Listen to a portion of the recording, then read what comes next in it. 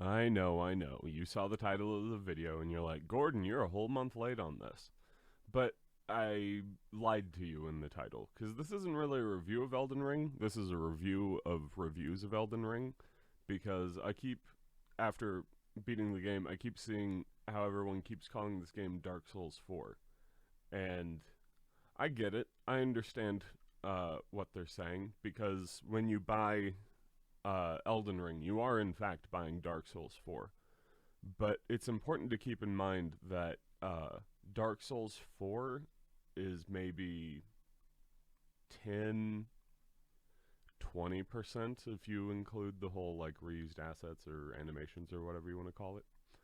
And don't get me wrong, if you've done the combat of Dark Souls before, if you're a big fan of a particular game and you used a particular weapon all the way through that game, then that weapon's still gonna act the way you think it will. If you're a big fan of Dark Souls 2, then you know how to swing a longsword if you really know what's going on in Dark Souls 2.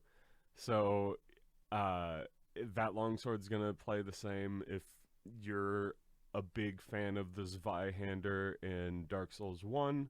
Zweihander's back, it attacks just the same. Um, but make no mistake, this is not Dark Souls 4.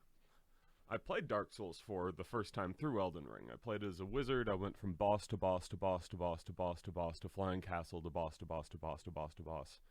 And then I got my end credits, and the game was really, really hard, just like a good Dark Souls game should be. And I missed most of the game. I was really excited to play Dark Souls 4, so I played Dark Souls 4. I beat the game. Didn't take me all that long. And now I'm going through on a knight character instead of a wizard. And instead of playing Dark Souls 4, I'm playing Elden Ring. And it is absurd how much more powerful your character becomes once you start playing Elden Ring and stop looking for Dark Souls 4. Because you'll get to Dark Souls 4. You literally have to play it to beat Elden Ring. If it, I'm not sure that there's a way to get to the final credits of Elden Ring without playing any of the Dark Souls 4 aspects. But yeah, that's my main thing, is if you're off put by people saying that this game is just Dark Souls 4 and you weren't a big fan of the old Dark Souls games, that's fine. Give this one a try. I promise. It's not nearly as unforgiving, because, yeah, you still have the hard boss fights, but you can go out and grind and find out how your weapons work and upgrade your weapons and get better armor. And there's just so much more to do while you're stuck on a boss. Like, so many times in Dark Souls, you're like, okay, I can't make it past this particular fog gate because the boss on the other side just stomps me down. I need to go find a place to grind or level, or I need to go pick up that one weapon I've been putting off or whatever. Whereas in this game, it's I'm stuck at the boss arena. I can just go out and farm literally anywhere, or I can go find this other boss arena, or I could go hunt down field bosses, get my confidence back up by killing 2 or 3 of the smaller bosses, figure out some tactics that work against them, and try it out on the new guy. There's no point where you really feel stuck in Elden Ring. And there's frequently times where even as a good Souls player, you will get quote unquote stuck at a particular place, especially on your first few times around in the game. And then one other point that I want to bring up is don't let anyone tell you that you're playing Elden Ring wrong. So, on my wizard character, I had Barricade Shield at the beginning of the game in version 1.0, and then I found the Infinite Mana Wondrous Physique along with Azura's Comet, which, if you don't know, is arguably the most powerful spell in Elden Ring right now. And I found all of that on my own, and I was, balling out with my spirits because I play in offline mode for the first time I beat a game. And there's several people who would tell you that I played the game wrong, and I'm here to tell you that those people are stinky poop heads, and they don't know how to have fun in a video game. Don't ever let anyone tell you how to beat Dark Souls. Dark Souls and Elden Ring, in this instance, there's no shame in looking something up online. There's no shame in using spirits. There's no shame in using attacks that you particularly enjoy. I like Azur's Comet because it's the biggest, coolest looking spell in the game, and so I just wanted to abuse that. And oops, it turns out the biggest, coolest spell in the game is actually the biggest, coolest spell in the game, and it is good against bosses just like it's good against everything else.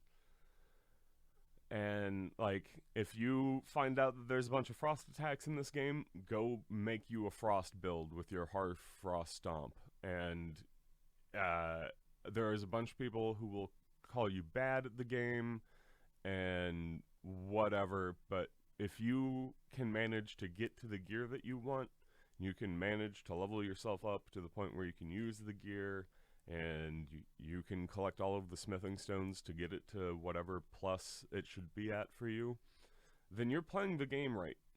You're doing the right thing. Playing the game wrong would be starting as a wretch, not accepting your level up or horse from Millennia, and then trying to beat the game at level 1. Like, if that's the right way to play the game, then no one can actually play this game. And no one can enjoy this game if that's how they're playing it. Okay.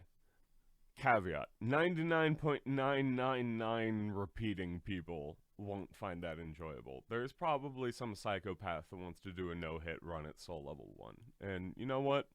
Good on you. If that's how you enjoy the game, I'm not going to tell you how to enjoy the game, because I'm not a toxic bullshit player that's just sad that they got invaded and, you know, got twinked on. But that's their fault for playing online. If you don't want to play with other people, then play in offline mode. Oh, by the way, playing in offline mode doesn't feel awful anymore.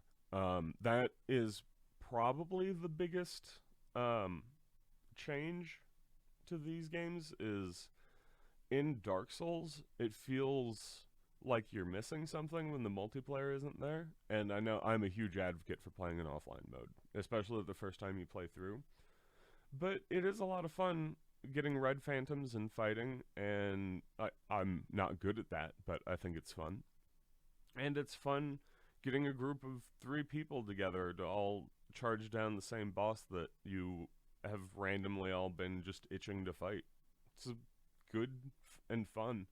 But in Elden Ring, it's fun just to mess around with the different spirits, and incorporating them into a build is really interesting. For quite a while on my knight in the early game, I started using the jellyfish summons and poison throwing knives on a knight character, just because I sat behind my shield and my endurance is my highest stat, so if I can get a poison proc on anybody and then sit behind my shield and whap them once or twice, then they usually go down.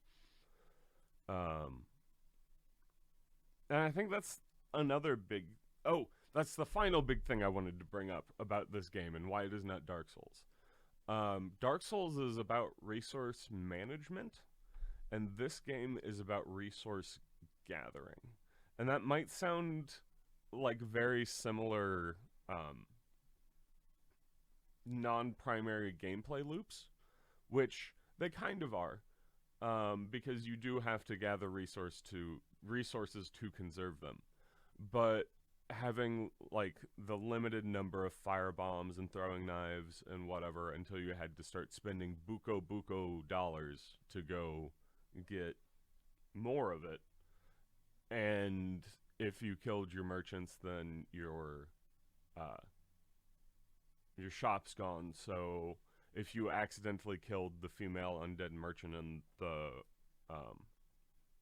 aqueduct before you go down into Blighttown and the depths, you're boned. You just don't have as much poison resist as you want. So unless you're playing a cleric with the poison heal, or just a cleric with a bunch of healing spells, you're going to have a bad time in Blighttown if you don't have any of that poison heal. And in this game, not only can you make your own poison heal more or less free of cost, it takes exploring the world a little bit, which is fun to do. Um,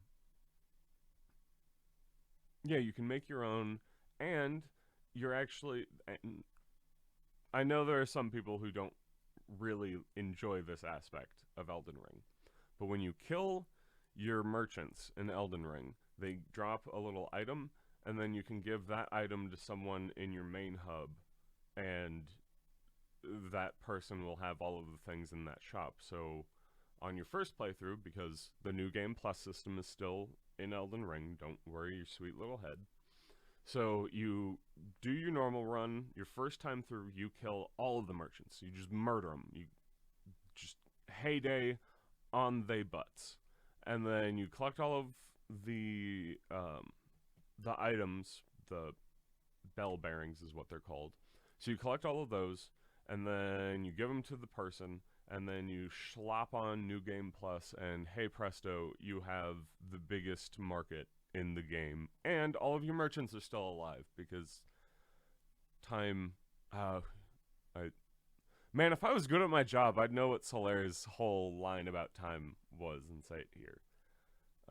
But yeah, that's my big review of the review of Elden Ring, is that it's not as much Dark Souls as everyone's telling you it is. And yeah, the resource, actually gathering resources as opposed to being scared to use them, is a huge shift. It makes it not feel as punishing, because there's nothing worse than using a bunch of items to get to a place in a Dark Souls map and then dying and not having any more of the items that got you to the place that you were in the first place. It feels bad, and at no point do I ever feel like I will fall into that trap with Elden Ring. So yeah, game's pretty. Here's my actual review of Elden Ring. Okay, the game's beautiful. Having actual quest markers in a Dark Souls game is crazy, but we have a map now, so that makes sense. The user interface is beautiful in the fact that it disappears whenever you don't need it. So if you're just walking down the road, it feels like you're in a movie because you're not doing anything, so you don't care what your health bar, your mana bar, your stamina bar. You can see your character, you know what weapons you have equipped. And so watching the whole user interface just melt away on scenes where there's no combat and you really want to just get as much of the beauty of this game in the frame as possible. And it does. The game says, hey, we know we made something that's gorgeous to look at. We're going to help you look at it as much as possible. It's fantastic. It's some of the best user interfaces. And like I said, having quest markers for a Dark Souls game is crazy. You would not think that they would do that. In fact, you wouldn't think that they do that so much that there's a bunch of really shitty journalists that didn't get far enough into the game to do any of the quests that have quest markers. I've been seeing so many people complaining about how, oh, the user interface is awful and user experience is so far down. And it's like, you just don't. You need to get good, scrubs. Like, all you need to do is play the game for a little bit. There's a guy, you don't even need to beat a boss to get a quest marker. If you go north from Stormvale Castle, and then you start heading east, eventually you'll come across this dude named D. So you talk to him, he says that there's a field boss, and if you go kill the field boss and talk to him again, then he puts a quest marker on your map. And he tells you, he even says, here, give me your map, I'll mark down where you're supposed to go. And he's not the only person who does this, by the way. There's a ton of people, there's so many different map markers that you get. And I think it's so funny when you hear the different people being like, oh, the user experience is awful, I wish I knew where to go. And it's like, well, you can either listen to the dialogue, or you can literally open up your map to find out where to go. But yeah, if you're somehow on the fence about this game and you've been hearing things about how, oh, it's just more Dark Souls, and you've been hearing on Twitter a bunch of really bad game developers talk about good game development in a bad sense, then know that they're stupid idiots that just make like Assassin's Creed and wouldn't know how to make a good open world game if it came and fucked them in the ass. All right, and I think that's probably what we're gonna call it. Buy Elden Ring. It's good, and call me so I can help you with the first few bosses.